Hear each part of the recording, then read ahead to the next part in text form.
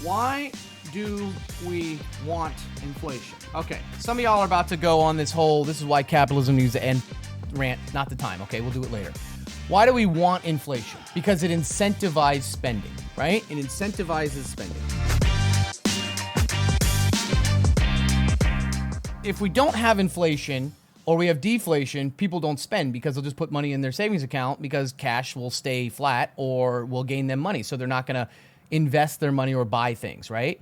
But if your money loses a little bit of value every year, then you're incentivized to do something with it, whether it's go out and buy an asset. It's a house, a car. Well, that's a depreciating asset, but you know what I mean? It still helps the economy, though, so we'll leave it there. A car, stocks, right? 401k, IRA, crypto, I don't care.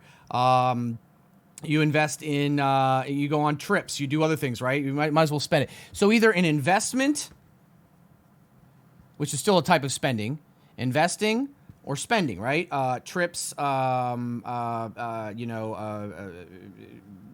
services, goods and services, items, whatever, tech, spending. So it incentivizes us. Now, what does that mean? All right. That means an economy grows. And the economy grows when people are buying things, and the more they buy, the more there's imports. The more that businesses expand, the more people put to work, or the more people make while they're at work, meaning more people can spend. It just continues up, and that's how an economy grows. So you want a little bit of inflation, but here's the problem: this 2% to 3% is we've normalized this. We've normalized this, and this is a problem. When you normalize that much inflation, remember, this is year over year. Capitalism isn't the problem, it's consumerism plus brainwash people thinking inflation is good. Wait. Was that supposed to be a dig at me? A little inflation is good, right? It incentivizes spending, it incentivizes investing and growth. That's good. Now, here's two problems. We've normalized 2 to 3% inflation. A lot of people misunderstand how inflation works. They think 3% from X year. No, it's 3% every year, but it's like how a lot of people don't understand compounding interest.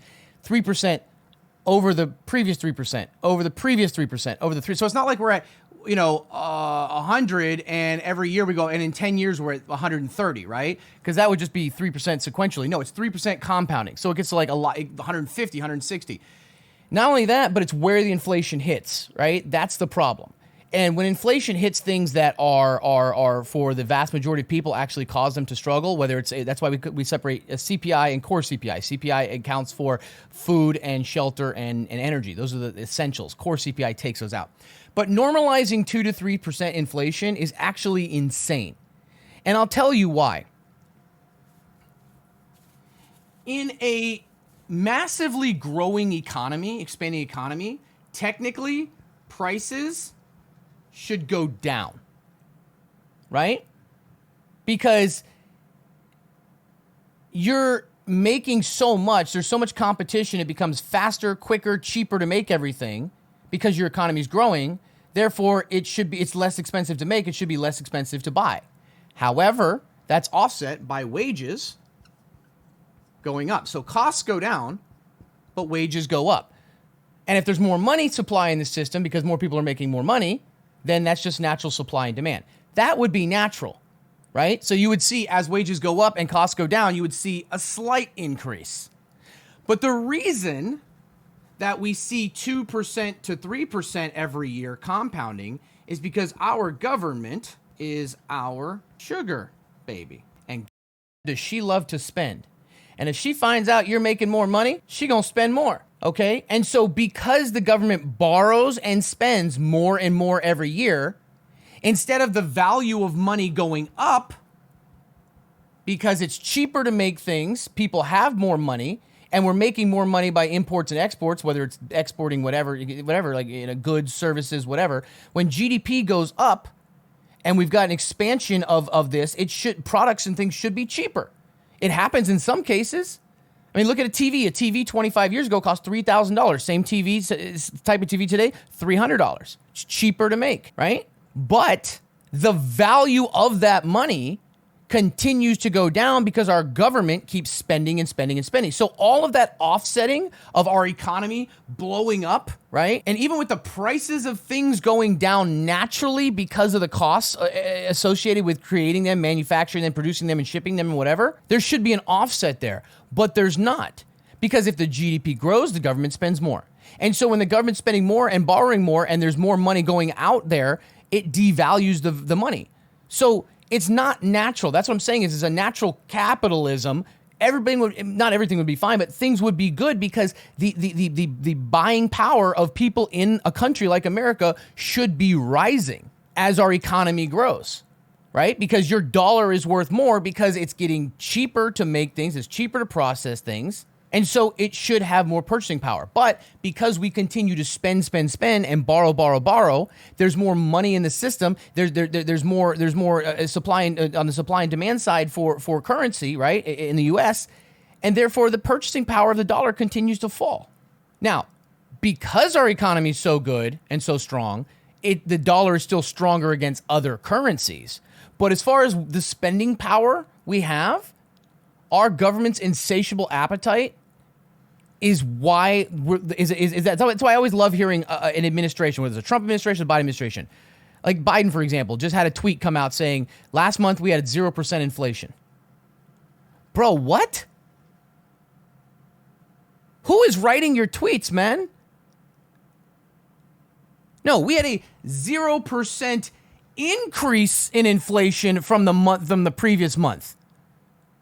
So instead of inflation going from 3.1% to 3.2%, inflation is held at 3.1%. What the fuck are you talking about? And then these administrations talk about how, oh, well, inflation is this, or where I'm beating this, or this is happening, or that's happening. I'm like, you can't stand by that. You can't stand on these reports because, you know, inflation, a lot of inflation has to do with government spending. Military spending, stupid programs that we overdo, red tape, expanded budgets. Don't get me wrong, we need to spend money. I mean, it's part of how we do it. But the idea is that that's why people say, well, if we raise taxes on XYZ amount of people, then everybody will be taken care of. Listen, the argument isn't are people paying their fair share, is it won't fucking matter. Right? Let's say GDP was growing at 3%. Right? Off of $1 trillion. Well, what if you raise the taxes on everybody making or that owns $10 million or more? And let's say it somehow would give you an additional 2% of GDP. That puts you at 5% GDP. We're all saved, right? We just went to 5.2% and nothing is changing. That's the whole point. The point is that we've gotten so used to blaming different individuals for not paying their fair share, and that's the reason why people don't have anything. All the while, it won't matter because the government is making more money than ever and spending more money than ever and offsetting that and actually putting us further there. This isn't about me trying to, say, let's take on the government and run down the government. I'm saying, look at the actual picture. The vast majority of Americans out there that are struggling working 3 jobs because the prices of everything are going up is not because, and I'm not making excuses for them, but it's not because Jeff Bezos isn't paying enough taxes. But if we use that as our lightning rod for anger and frustration, it alleviates the actual problem of the government spending. Well, Stocky, that's because the Democrats just spend. Look what they did with the Ukraine and this. They said, we'll just send them money. Doesn't matter. We'll up it. We'll do this. Oh, whatever. We'll just do this. So we need to put Republicans in office. Republicans don't stop spending. They take spending away from social programs, which actually helps the economy because when old people retire and they aren't working, if they don't have Social Security and Medicare coming out of us, we got to pay for it somehow. Those people are driving the economy as well. They ain't taking it away from where it actually goes from. So that too, it doesn't even work with the politics side anymore. All right. And that's the problem. Yes, we need to raise the amount of spending that we have every year because we have a growing population. We have an aging population. We have immigration. We have a lot of things. But where are we raising it and by how much? Every time we raise the debt ceiling, we need to stop calling it a debt ceiling. This needs to stop. We need to start calling it what it is, a debt floor. Because every time they raise the ceiling, that just becomes the new floor. Bitcoin fixes this. No, it does. You know that like 100 people own like 70% of the Bitcoin? Like, I'm not even against Bitcoin, but do you realize that? Bitcoin has its 1%ers, 0.1 percenters too, baby. But either way, it has nothing to do with the conversation. The conversation is I don't even know how we got started on this. We always do this. We go down these rabbit holes. Nice haircut. Yeah, I didn't want to look not homeless, but I kind of had to. Thoughts on Palantir falling right now? I mean, if the overall macro continues down or we see the Russell fall, then bad. But I still think it's $30 to $40 stock easy. That's not what he meant. He meant it fixes this so the supply is capped. I was memeing, but here's the problem with... Okay, it's like the gold standard, right? Which I love the idea of the gold standard. Don't get me wrong. Okay, I was a big Ron Paul guy back in the day.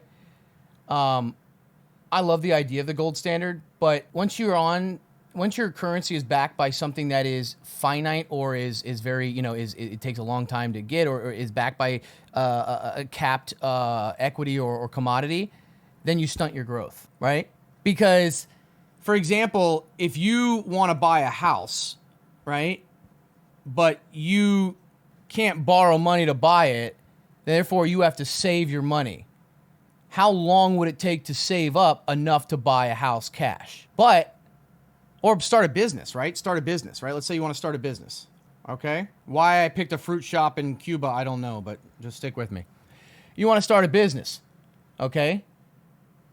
But you can't because you don't have the money to buy a place or lease a place or buy, goods and services, right? So if currency is capped or you don't have the ability to take on debt via a loan, that business doesn't exist, or it takes you a long time to get there. And therefore, you're stuck in basically stagnation. Now, by taking out a loan, you go into debt, right? But you get to open up a business. If the business is successful, you're good, you're lucky, whatever you want to call it, and you pay back that debt. The bank makes money.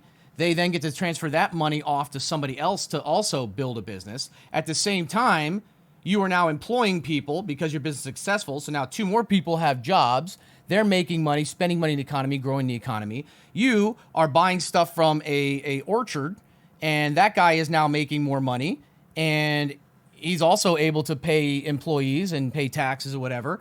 You're selling goods and services in the community. You're making money. You're spending that money back in the community into the taxes and fees and regulatory whatever. And that's also putting money, theoretically speaking, right?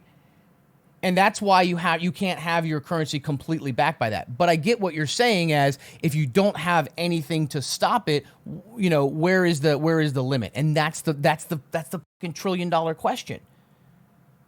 Right? Where is that? Where it's kind of like thinking of somebody thinking of a government, right? Like say, oh, well, we could run this by this type of government or this type of economy. Yeah, in your head that works that well. Just like taking us off the gold standard, allowing the Fed to print money and collect it and print it, lend it at interest, with the idea that, well, if it's at interest and the government, it's only going to take a finite amount because they don't want to go too far in debt. That's out the window. So what do? That's the problem. And the only answer is to elect people to your government that understand fiscal responsibility and are willing to do that. But we don't do that because our politics are so divided that we don't care about anyone's individual, their takes. We don't care about anyone's individual ideas and what they want. All we care about is that they're not as bad as the other person, or that they are a different letter in front of their name than the other person. And the more extreme we get, the more we vote either for our candidate or against the other candidate. And it's not going to change. And these guys don't have to run on fiscal responsibility. They just have to run on, I'm not the person you hate or you're scared of. But yeah, so I could keep going with this right here. But the whole point is that inflation is not necessarily a bad thing.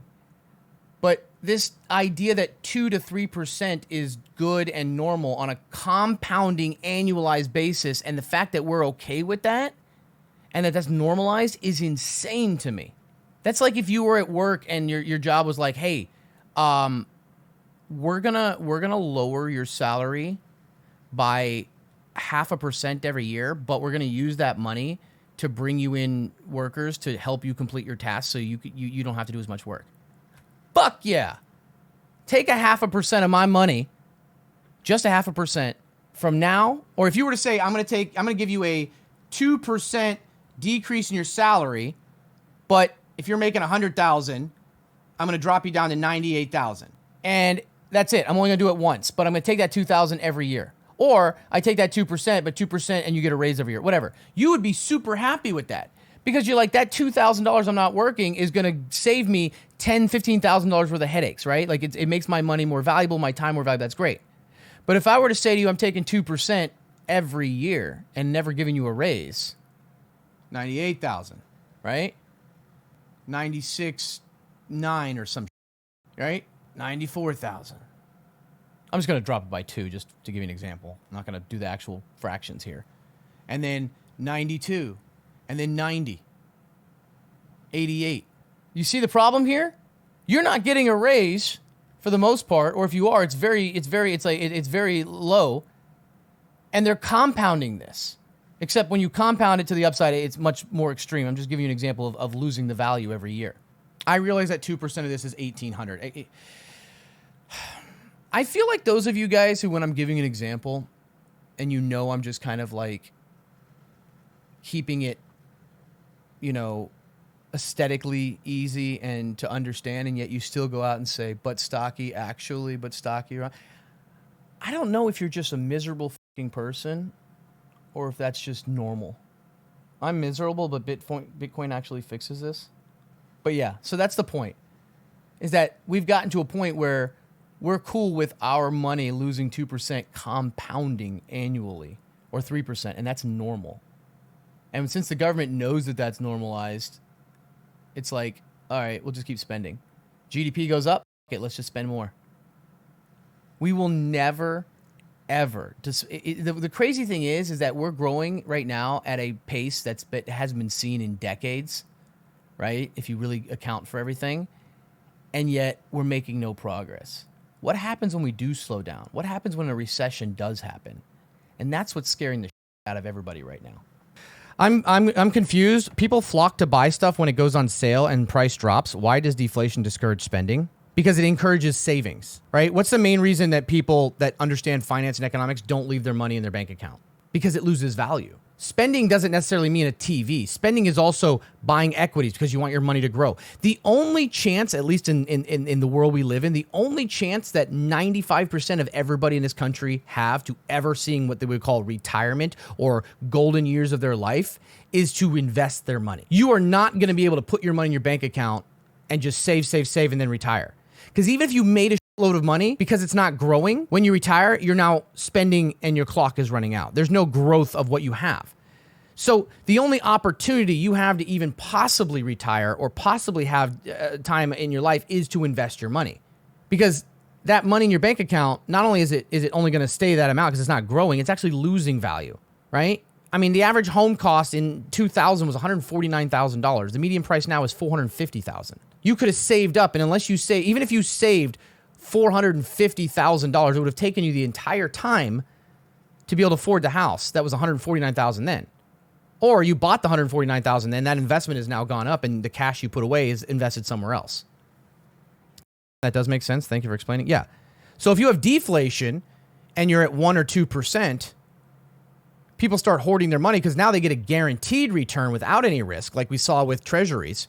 But on top of that, if people stop spending, then companies start laying off people.